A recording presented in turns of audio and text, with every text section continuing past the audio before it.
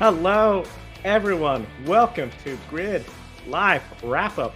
I'm Joe Santiago. With me, Kobe Lambeth from Grid Tonight.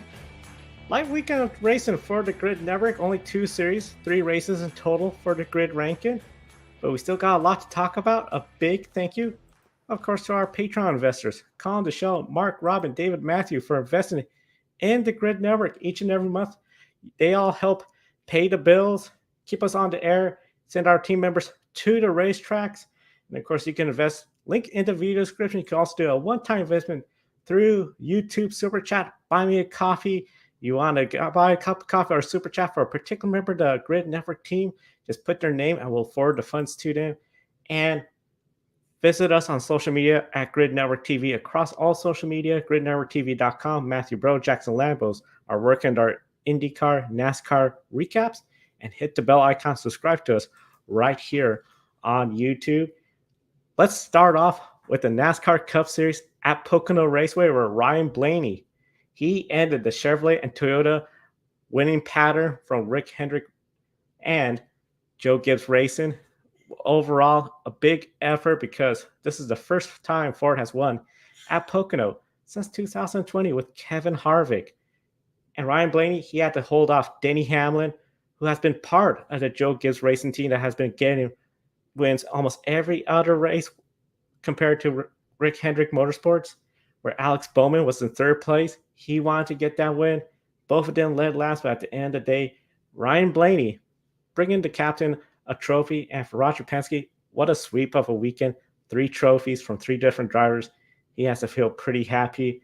And Pocono, this was the site of Ryan Blaney's first win back in 2017 with the Wood brothers. One of the things that was surprising, Ryan Blaney did a burnout on that front stretch. We don't see him do that occasionally. He has done that a couple more times now. So maybe as he's defending his championship more, the pressures of winning, maybe we're going to start seeing a little bit more burnout from Ryan Blaney. Today overall, for the Ford teams, they had to be feeling pretty good. 3 Fords in the top 10 finishing the race. Yesterday on the pre-race show, I said the Penske drivers, those were the best Fords to go out there, get the wins. Stewart-Haas Racing, it was going to be either they show up or they didn't. They had a pretty miserable weekend. It started with Noah Gragson crashing out early, just issues throughout the race.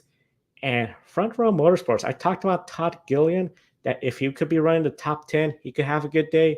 That day came to an early end. Unfortunately, when the brakes blew on the front stretch, he was done for. So those were some of the big stories from Pocono. But one of the things I got to ask everyone in the chat room, comment with your opinions. Does what we saw at Pocono signifies what to expect at the Indianapolis Motor Speedway for the Brickyard 400? That is a flat 2.5-mile oval with low banking. Very similar to Pocono. The main difference, 4 corners, which they look identical when you're looking at Indianapolis Motor Speedway, but all of them have different characteristics. In the past, teams would be looking at Pocono race notes, the cars, and especially the balance of the cars, bringing that over to Indianapolis Motor Speedway. So one of the big things I got to say, especially this is the first time with this generation car, we're going to not the road course, but the Indianapolis Motor Speedway oval. I think a lot of teams are going to be looking at how the car performed today, the balance of the car, how it was handling in the corners. You don't have the sweeping corners like you do at Pocono with turns 1 and turns 3. Overall, the teams that are looking really good for Indianapolis Motor Speedway, you got to look at Hendrick Motorsports. Alex Bowman could have won today. William Byron had a good run today, and he's been looking for some good runs. After race, he said he felt he was back. Kyle Larson, always a factor. Chase Elliott, he was up there. He fell back a little bit, but he still tried to do the best he can today. And then Joe Gibbs Racing. Denny Hamlin, we all remember he could have won the Brickyard 400, but then he hit the wall hard. That gave the win to Kevin Harvick. You got to look at Martin Truex Jr., still winless. He'll love to get a win and then be in the playoffs. That's another driver you like to go for. Christopher Bell, he is a driver to watch. I like Christopher Bell's chances entering Indianapolis Motor Speedway. But let's talk about Ty Gibbs. As I mentioned in the pre-race show yesterday, I predicted that Ty Gibbs would have a good run here at Pocono. After the pre-race show, he put his car on the pole. He led the first opening stint of the race up to that first caution for Noah Gragson. That's where he lost the lead on the restart. Looked like he overshot the entry into turn one, lost some positions. But then later on, engine went up in smoke, caused a caution. His day was done. Ty Gibbs, I think, is a driver that he has to feel pretty good that he has a fast car entering Indianapolis Motor Speedway. If he could put that in the front row again, stay up front, I think he could be a contender for a win in the oval. In the chat room, should be interesting. The Brickyard, good to see NASCAR going back to the oval. I 100% agree with you. The oval, I think this is really where NASCAR belongs. The Brickyard 400 is just so good to see that. One driver, I don't know if he's feeling good about going back to the Brickyard 400. Probably excited to be back in the oval and not on the road course. But for Kyle Busch, what is happening to him?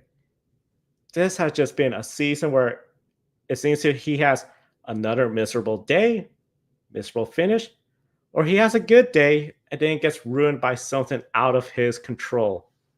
That's what happened to Kyle Busch on Pocono. He was running towards the back.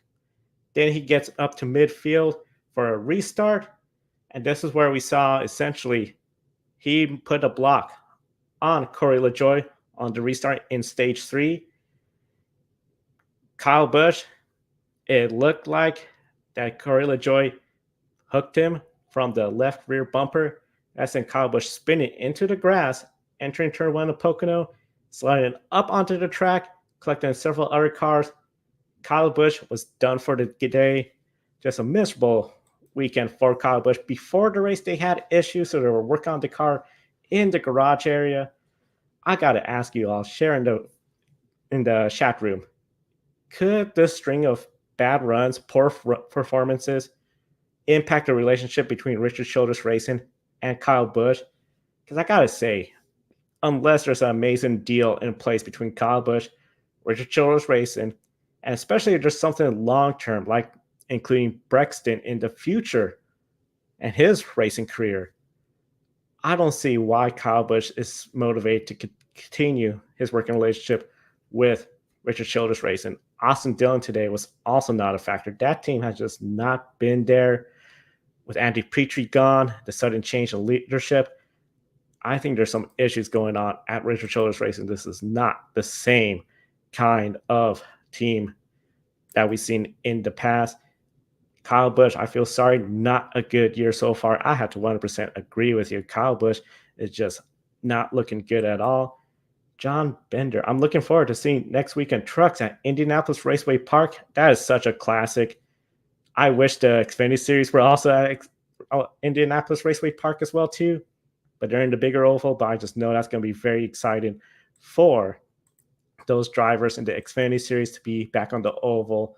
No more road course racing.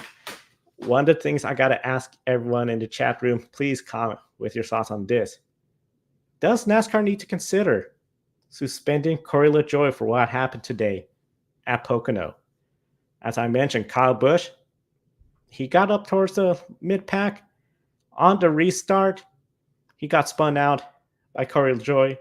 And what was really interesting, NASCAR on Twitter, now X, they posted a video from Corey LaJoie's onboard camera.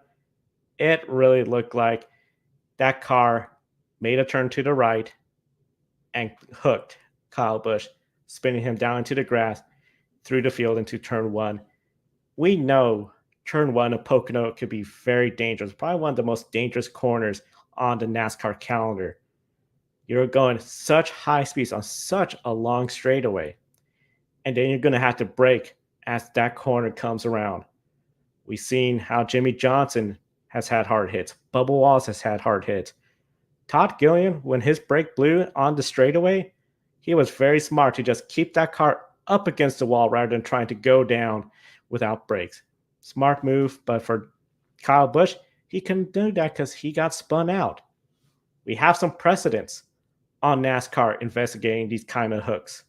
From Bubba Wallace and Kyle Larson at Las Vegas Motor Speedway, Chase Elliott hooking Denny Hamlin at Charlotte Motor Speedway.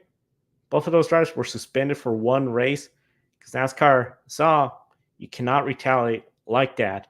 But one of the big things in those cases, the driver hooked the right rear of the car, sending the car to the outside wall. In this case, it was the inside. So I'm really curious to see what NASCAR is going to do. If I was NASCAR, I will at least say, we're going to look into the matter. We're going to review the data, see what we could find. If they suspend Corey LaJoie, I think this will just make a clear point that hooking a driver, especially in the speedways, 1.5 miles or bigger, it's just plain out wrong. You cannot do this. It will be the first time for such a case where it was on the inside, because originally a lot of folks thought it was the second block gone wrong. But the tape shows a different tale. I think NASCAR needs to look into this because at the end of the day, safety, very important, and especially in this corner on this track, that could have been very bad. Somebody could have really gotten hit hard, driver's door, by Kyle Busch as he was spinning through the grass up to the track. So it'll be really interesting to see what NASCAR is going to do looking into this. One driver, let's talk about, in my opinion, I think he's in risk of falling out of the top 16. I said he was going to have a good run here, but he did not. Ross Chastain. Ross Chastain, he is now 16th in the points. My opinion, he is at risk of falling out because Bubba Wallace is 17th, 27 points behind it. And Bubba Wallace, top 10 finish today. He still needs to step it up. We talked about this yesterday on the pre-race show. We are now down to 5 races remaining. And those races, I feel, favor Bubba Wallace. You got Indianapolis Motor Speedway, a flat 2.5-mile oval. You have Richmond. In the past, 2311 one time showed up at Richmond, looking dead slow, but then they've been looking better at Richmond. Michigan. This is a track I think 2311 has circled on their calendar. This has to be a track where Bubba Wallace feels this is the best opportunity I could go out, get a win, put myself in the playoffs. I anticipate all the Toyotas to be good at Michigan. Daytona, that's the wild card. Anybody could win that race, including Bubba Wallace. He's good there. It's just he has so many second place finishes. He just needs to put everything together for the right recipe to get the win.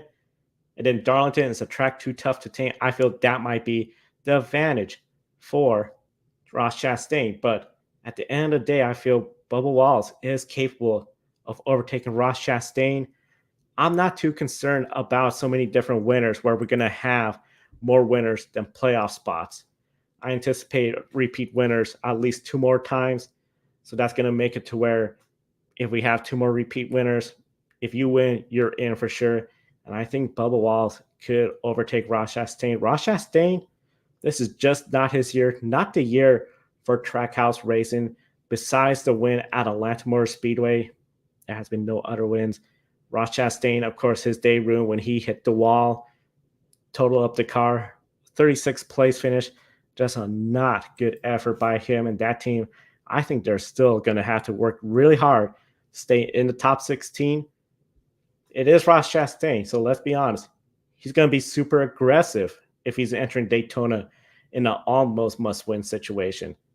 He's going to be super aggressive at Darlington, a track where I feel he can have a good finish.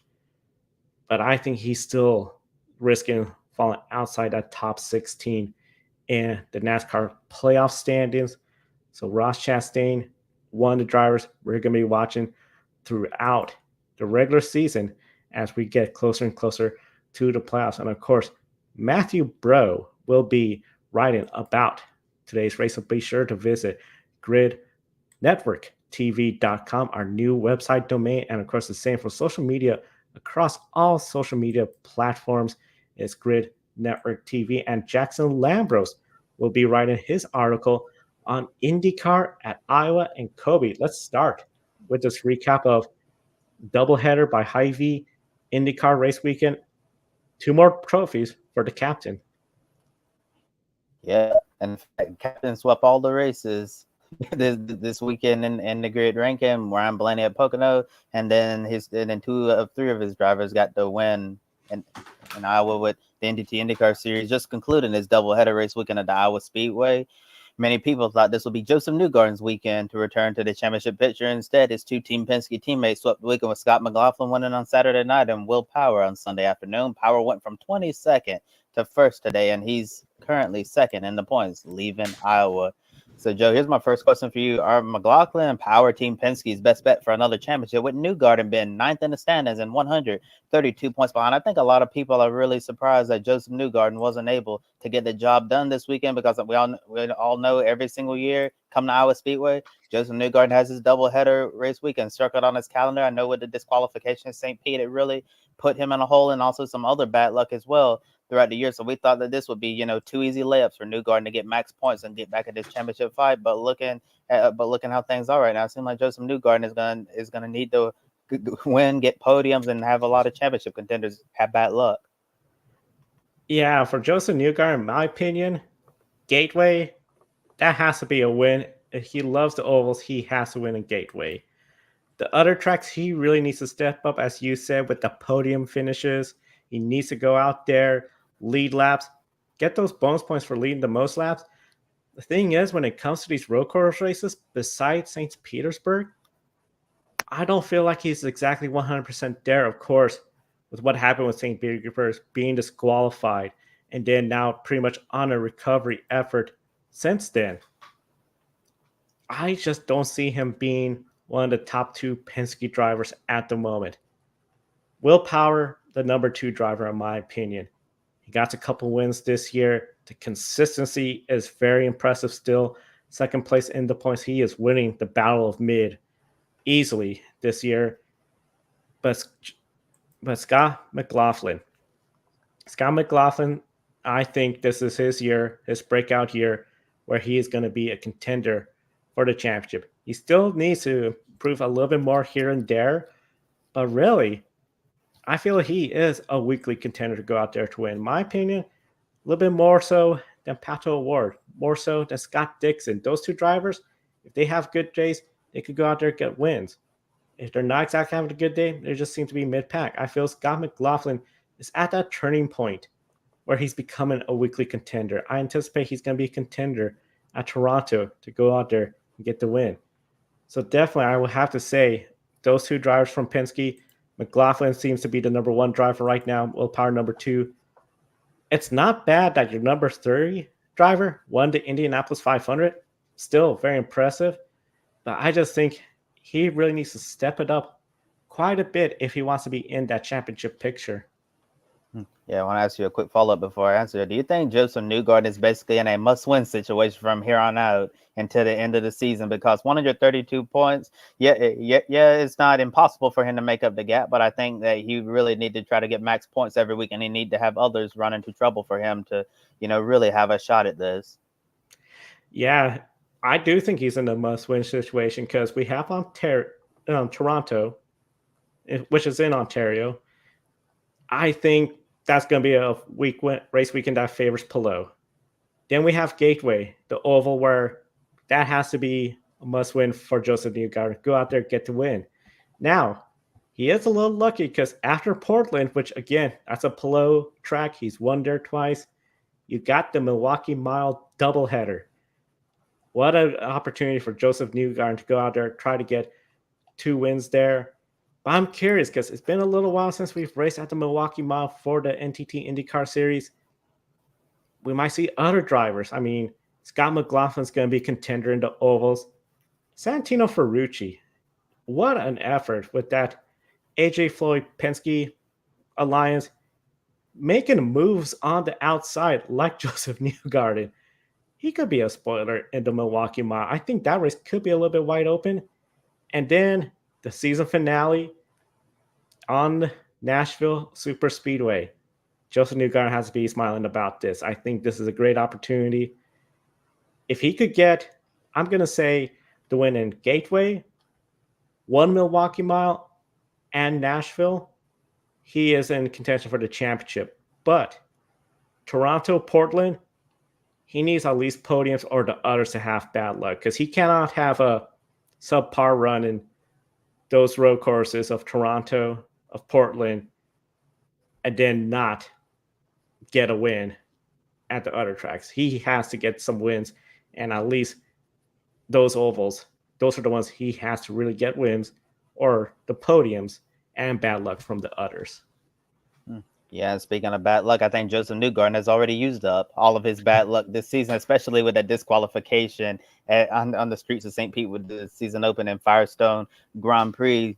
I know every year, you're going to have drivers who are going to have a bad race or two here and there, but Josef Newgarden, we have a small handful of races to go, but all his bad luck is completely gone. So he needs to be perfect from here on out if he wants to have any sort of chance of winning this championship. I think he has one more bad race. It's going to be game over championship-wise, and just need to try to finish as high as he possibly can in the points. But getting back to the question itself, I do believe that, you're obviously Will Power second points. You have Scott McLaughlin up there as well and high in the points. That they're more likely going to be the best chances that Roger Penske has to bring another NTT IndyCar Series championship back home to the organization. I'm not really looking at Josef Newgarden as a championship contender right now, and it's really crazy to say, being ninth in points, back-to-back Indy 500 champion, that's considered to be a down year for Josef Newgarden.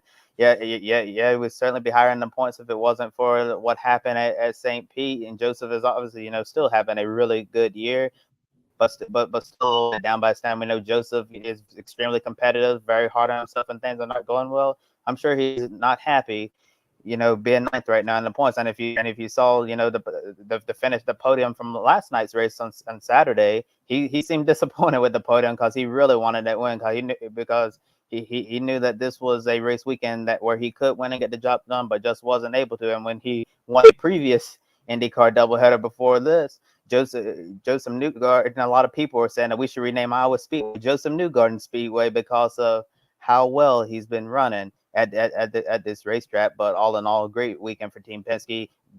Big deal for Will Power to get the win. It was kind of an unexpected winner today. A lot of people didn't see Will Power getting the job done, considering how far back he started. And I know we'll get a little bit more in detail of how things went for Power in the race and how he got out front. And Scott McLaughlin getting that very first oval win, that was something that he was really, really looking forward to, and made interesting comments as well in his post-race interview. He said, "I can finally call myself an IndyCar driver." He said he knows he's a threat on the road and street courses to win and have good finishes, but he wasn't going to call himself a proper IndyCar driver until he finally got that first oval win. And I think that's probably going to be the first of many oval wins in his NTT IndyCar Series career. And getting back on Will Power, he stayed out late to get ahead of Alex Palou in the pits. The number 12 crew got the job done on a difficult day for passing. Palou made unusual mistakes on pit road and crashed out yesterday, leading to some people saying he's human after all. Today, Palou ended up salvaging the weekend with a second place finish. Joe, are ovals Palou's weaknesses? And considering the amount of ovals we have compared, to the road course in Portland, the street course in Toronto, do you think that the oval heavy remaining part of the schedule could derail Palou's hopes for a third championship? It could potentially derail it if he has more mistakes like race 1 in Iowa. That was something where he just said, I don't know what happened. He made a mistake there, but also his pit crew. Today, a slow stop was really what was the difference between winning and second place in that race.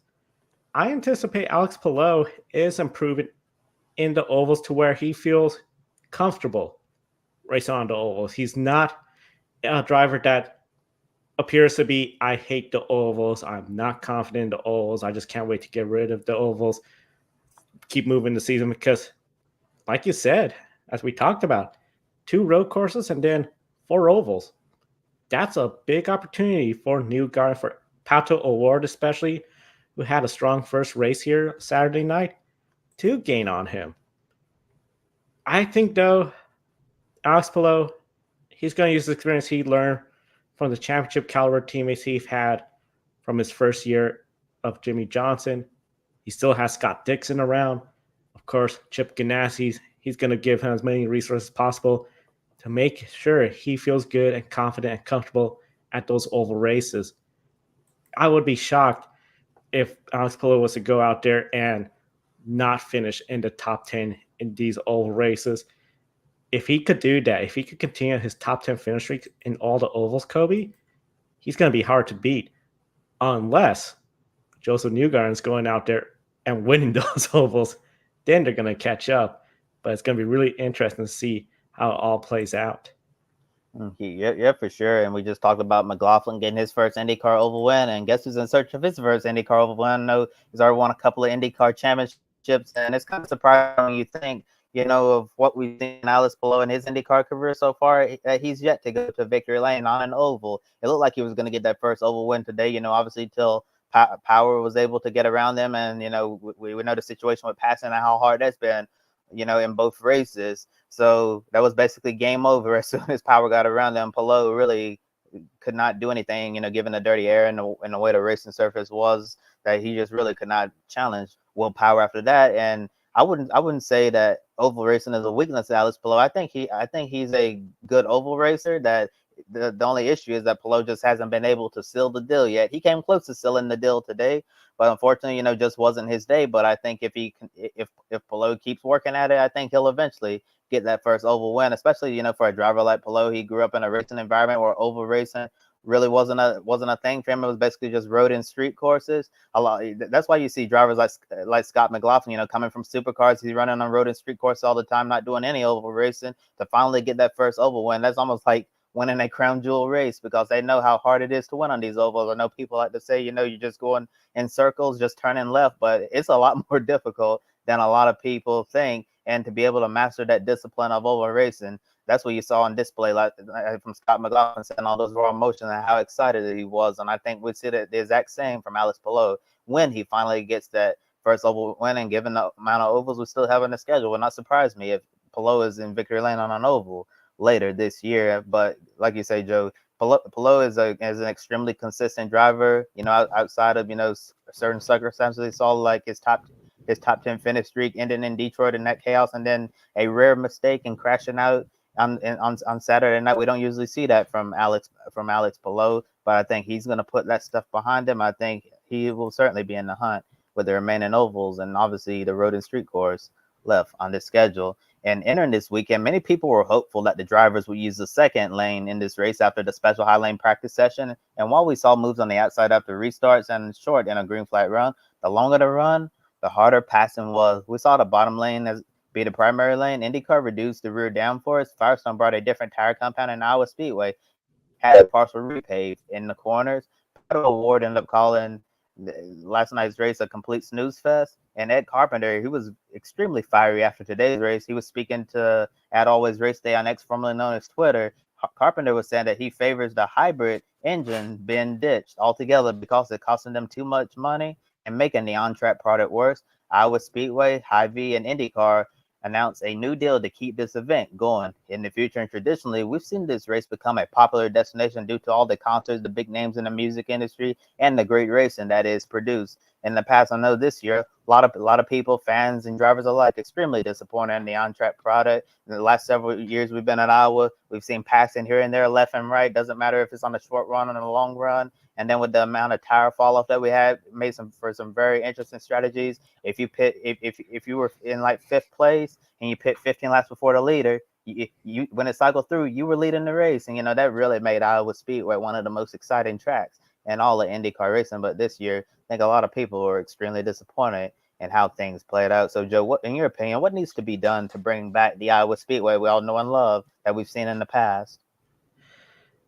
It's not going to be as simple as just ditching the hybrid units like Ed Carpenter was. I get it. Ed Carpenter had a rough weekend. Race 1, crash. Race 2, got caught up in the crash. He's a team owner. He doesn't run full time. He just did not seem to be a factor at all this weekend. I feel, speaking from a team owner aspect, that's what he was thinking. But I disagree with that. I think a lot of it was the lack of tire degradation. The overcut worked. Alex Palou, Will Power, they were fuel saving the entire first run. So that way they could stay out as long as possible, pit for the tires and the fuel, and then fuel up. We weren't talking about pitting because the tires are degrading. That was the big difference. That just made it where you were all sort of in the same, very similar strategy, unless caution flag came out at different times and you could try to go on a different cycle. Today's race, that wasn't really the case. So overall, when it comes to the race, and I think the tire degradation, that has to be one of the main factors in the product we saw today. Of course, this partial repave, it didn't seem to really suit the IndyCar drivers that well at all. They were not a big fan of it. If you repave the entire track, okay, well, good news. It's going to be the same constant pavement across the board, but that doesn't fix the traditional issues with repaves where that bottom groove is going to be much better than that top groove. So overall, I think it's a something for the folks at Iowa Speedway to meet up potentially with IndyCar and NASCAR and say, what can we do to make the racing better for you guys? Not just for NASCAR, but for IndyCar too, because the last thing I would want to see, Kobe, is IndyCar, the racing to sort of be impacted like we saw at Texas Motor Speedway, where that racing sort of became a little bit ruined after the reconfiguration and the PJ1. Here, I think it was a little bit more on the tires not degrading. I don't think the hybrids played that big of an impact. At the end of the day, we still saw some good racing here and there.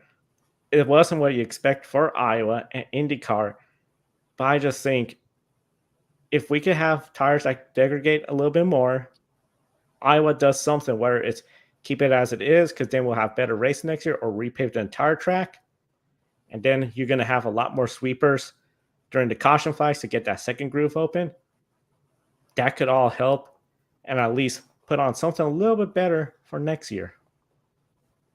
Yeah, yes, certainly, Joe. And we hope everyone will be able to go to the drawing board and have these tough conversations and try to figure out what they can do next year to make the racing great. And another thing that I think of, although they did repave the corners, we know Iowa during the wintertime, it gets really cold.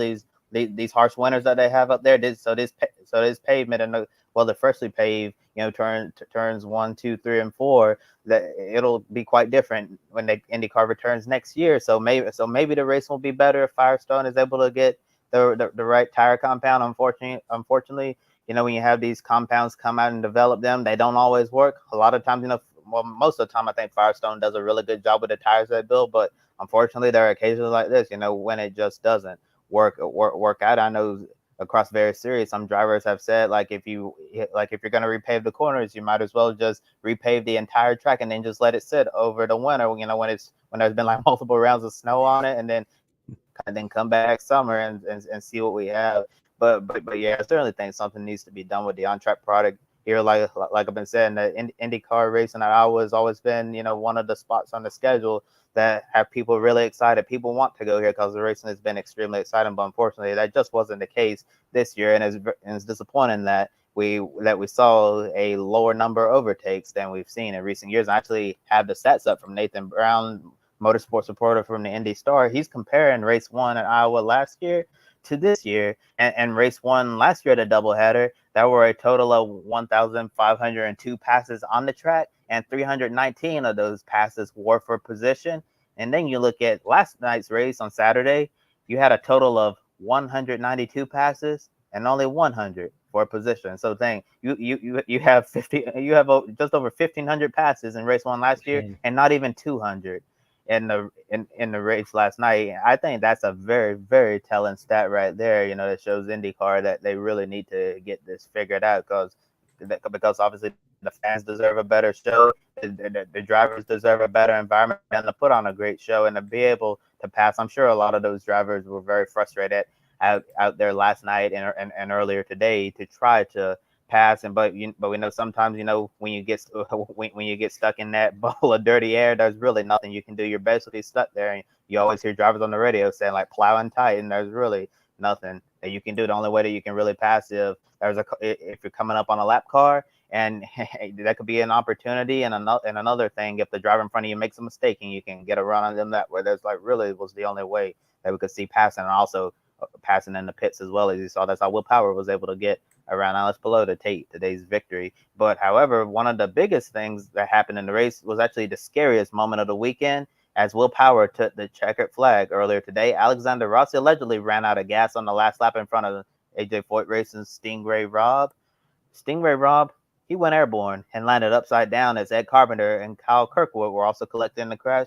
Carpenter had a wheel rest on the aero screen of Kyle Kirkwood's car, and in a statement from AJ Foyt Racing released right before 7 p.m. Eastern Time, Robb was checked and released from a hospital in Des Moines after further evaluation. And got a comment there on the screen from Adam Limmery saying that the aero screen does its job again today at Iowa. What a scary wreck at the end of the race. Yeah, definitely really happy that we have the aero screen now. And actually brings up our next question, Joe. How lucky are we to have the aero screen after yet another test? Since IndyCar introduced this aero screen just a few years ago, we've seen test after test after test and see that this thing truly works and it saved lives and prevents serious injuries. And how surprised were you by how high Stingray Robb actually got in the air? Stingray Robb, again, that airborne, such a high level, was a surprise for me. But we always know with open wheel races, when there's wheel to wheel contact, there's always the risk of getting that airborne. But that was a frightening high distance. He went up, spinning around, and then landed hard. My primary concern initially was for his back, because we know back injuries occur, especially when the car gets airborne and then comes landed back down. We've seen this in other form of motorsports. My initial concern was for Stingray Robb. So to hear that he was released, that was a huge relief. I know seeing him give the double thumbs up when he was getting low in the ambulance, what a way to just assure the fans, I'm okay. I'm going to be back. Very relieved about that. And the aero screen, as much as folks talk about, oh, we don't see the drivers' helmets anymore, or we need to make the adjustments for, it's too hot, which I get it. Kyle Kirkwood, when that air stops and he was trapped in the car, it is getting hot in there. He can't get out of there because there's a wheel on top of him. But thankfully, that wheel is resting on the aero screen. I swear, it just seems like this is the same thing when it came to Formula One, Kobe, when we got the Halo introduced. We see how we get these accidents with cars getting airborne and testing the Halo, testing the aero screen. I'm so grateful we have these in place, because without those places, I would just fear what could have been those incidents. But today, that wheel on top of Kyle Kirkwood, that could have been really bad. Stingray Robb, again, as high airborne he is, yeah, there's still the roll hoop, but just having that added protection of the aero screen just made it where we weren't concerned about his head hitting the wall. Excuse me, the track, but more the condition of his back. But thankfully, to all the work IndyCar has done, he's out of the hospital, released. Huge applause to everyone at IndyCar for making these cars super safe. Yeah, for sure. And Joe, I don't know if it's just me, but it seems like ever since we introduced the Halo and the aero screen, that we've seen a lot more scarier crashes in recent years. It just seems like that to me. And I keep asking myself during the air, before we had the Halo and the aero screen, like, what could have happened if we didn't have this? And I hate to imagine what could have happened to Kyle Kirkwood today if it wasn't for the aero screen to protect that wheel. I can't imagine what the scene would have been like if Ed Carpenter's wheel, come smashing down on Kyle Kirkwood's helmet. I don't think that would have been a pretty sight. And like you say, when Stingray Robb was upside down, having the extra layer of protection was absolutely wonderful.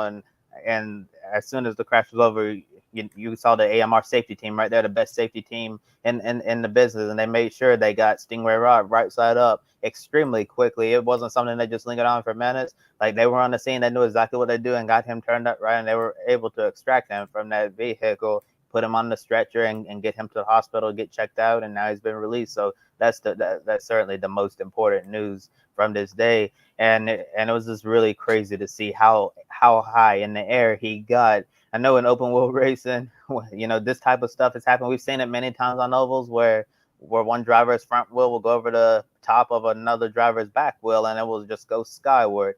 And I think we're also very lucky that Stingray Rob's car didn't veer off more to the right and catch the catch fence. I think that would have been an extremely bad crash if that ended up happening, considering how high that he got. So I think today was definitely a lucky escape for IndyCar, and we definitely need to praise IndyCar. The law of building these safe chassis for the aero screen and everything that they do to make sure that these drivers come home safe and sound each and every race. Safe and sound in each and every race, and of course, motorsports. Everybody behind the scenes, from engineers, the marshals, the safety crews like the AMR crew. Big applause for them for keeping all the drivers and everyone safe at track. We can't do this safely without so many people that love motorsports.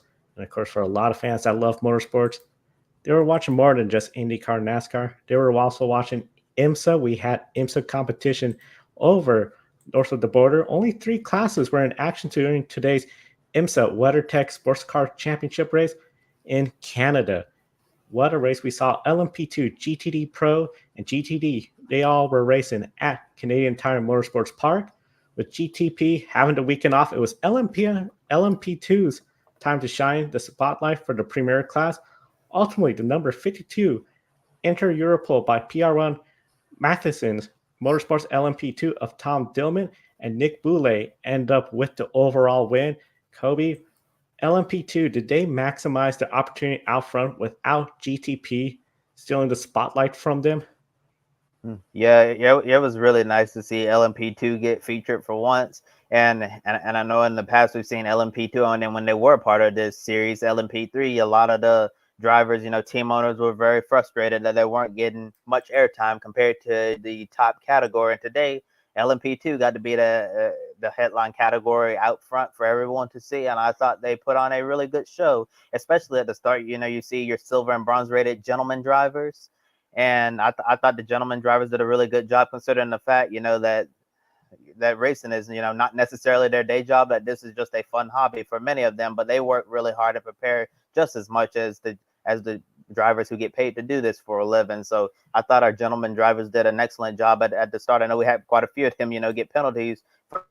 Ben Keating got a penalty for changing tires in the pits before the race, and then PJ Hyatt in the AO Racing Spike the Dragon livery number 99 LMP2 car. He got a penalty at the start for changing lanes. Saw a few mistakes there, but for the most part, I thought LMP2 drivers kept it clean, and we saw a really good race. I know heading into this event, a lot of people were thinking that the GTP drivers were going to steal the show, but to my surprise, I'm sure a lot of people were surprised as well. The GTP regulars who were off for this weekend, they didn't really make any noise, as we saw Dillman and Boulay take the win. Then second, it was Gar Robinson, Felipe Fraga, and then finishing out the podium, it was Stephen Thomas and Scott Huffaker there. And then the first GTP regular, Philippe Albuquerque, United Autosports, and his co-driver Dan Goldberg, they were 5th overall. And then behind that, it was Chip Ganassi Racing's Ringer Van de Zandt, another GTP driver, driving with John Ferrano in 6th. And then Louis Delatraz, he's with WTR Andretti in GTP. He finished 8th with PJ Hyde at AO Racing, and then Pippo Durrani, the regular at Action Express Racing in GTP. Him and his co-driver, Luis Perez Compact, with the Richard Mille AF Corsa Racing LMP2 car, they finished 9th. So I think the biggest surprise of the day for me was that these LMP2 teams thought they were being clever, being like, GTP is not racing, so we're going to bring in one of these really fast GTP regulars, these gold and platinum rated drivers, and we're going to try to go out there and still a win in Canada. But they just did not play a factor in this race, and that was a big surprise to me. Indeed, that was a big surprise in GTD. We saw the number 27 Heart of Racing Aston Martin and Spencer Pompelli and Roman DeAngelis preventing Windward Racing, Russell Ward, and Philip Ellis from winning for the first time in the last 6 races. Entering Canada, Windward had won every GTD race minus Long Beach and came up short today. Meanwhile, GTD Pro, the Corvette Z06 GT3.R is finally a winner in IMSA as a Corvette racing by Pratt Miller Motorsports, earning a 1-2 finish. With the number 3 Corvette, Antonio Garcia, Alexander Sims getting the win. Kobe, what was your biggest takeaway from the GT classes? First and foremost, I think that, this has obviously been a long time coming for Corvette. I know we're only a couple of months into the season, a couple of months into the life existence of this car, life cycle of this car, and they finally got in them. So when we thought they were going to get it the last time out in the Salem 6 Hours of Glen, but unfortunately the Corvette ran out of fuel. I believe it was coming to the white flag, and then they had to end up waiting only one more race and finally got the job done. I thought that was a great battle at the end of the race between the number 3 and number 4 Corvette, and they end up getting the job done, as you said, with Antonio Garcia and Alexander Sims.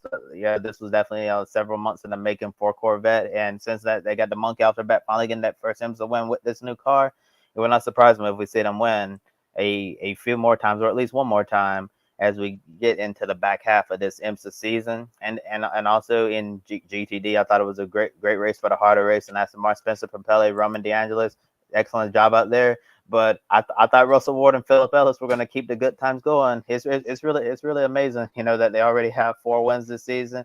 And if they would have won today, like you said, Joe, would have been 5 wins in 6 races. And that is just absolutely remarkable. I think if Windward just keeps up this consistency, keep finishing on a podium the rest of the season, get some more wins, I think that potentially after the next race, they could potentially have one hand of this championship. But we know with the endurance races at the end of the season, we got the 6-hour race at the Indianapolis road course, and then the 10-hour season finale at Motul Petit Le Mans. We're gonna have more cars in the field, which means that more cars will take up more points. And if Windward has a bad time in those last 2 endurance races, it could spell trouble championship wise. Also, more points on the line with the Michelin Endurance Cup been long distance races.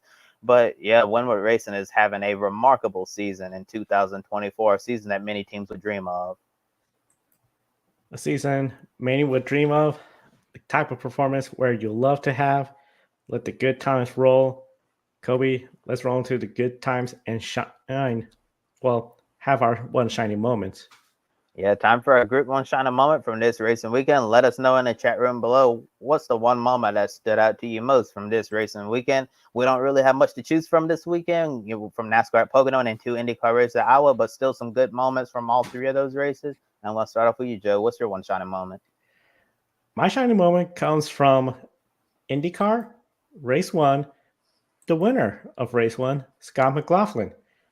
Scott McLaughlin, I feel, has really proven he is a legitimate IndyCar driver, not just a former Repco Supercar Series driver trying out IndyCar. He is committed to this. He is having a great season. Yeah, we know what happened in St. Petersburg. That wasn't good, obviously, and has essentially impacted his championship efforts. But he seems to be a contender week in and week out. He now has an oval race win. He was super fast at Indianapolis Motor Speedway. The car just sort of got a little bit away towards the end. Wasn't exactly contender for the win. But I feel this year he's really showing he could go out at any track in the NTT IndyCar Series and be a contender to win. He's definitely, I think, a contender to win at Toronto. He knows how to get the job done in Portland. We got more ovals, and now that he has this oval win, I think he could be very dangerous, Kobe. I think he could be surprisingly a sleeper pick, but if he goes out there and gets this championship, remember this, I say he is a legitimate IndyCar driver. He is here for the long haul. He's going to be remembered as an IndyCar driver for his career.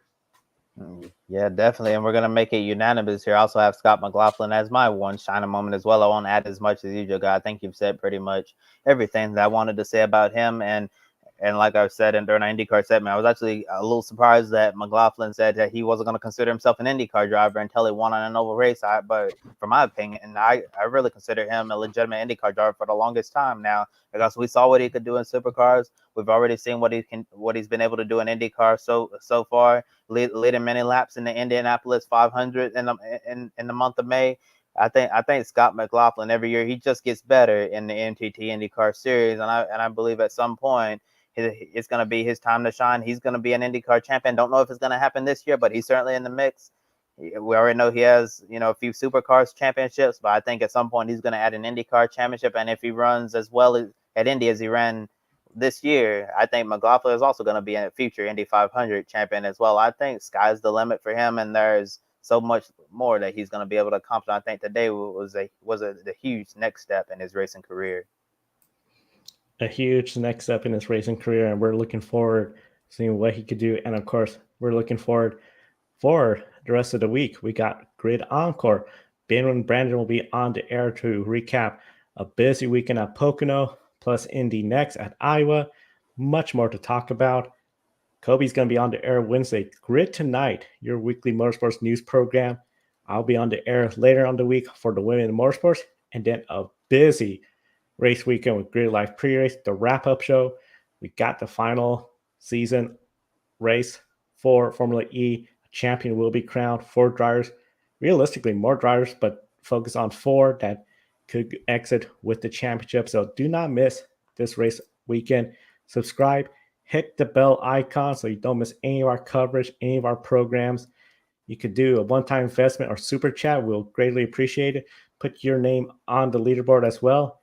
And one of the big things, our Patreon investors, Colin Shell, Mark, Robin, David, Matthew, they keep investing in us. They keep us on the air. Link in the video description. We'll add your name. Put it in gold. Robin, double her amount for each and every month. Big thank you to you, Robin. And glad you appreciate all of our motorsports content. And we want to thank everyone for tuning in to Grid Life Wrap Up. For Kobe Lambeth, I'm Joe San Diego. Thank you for watching. We'll see you next time. Take care and have a good night.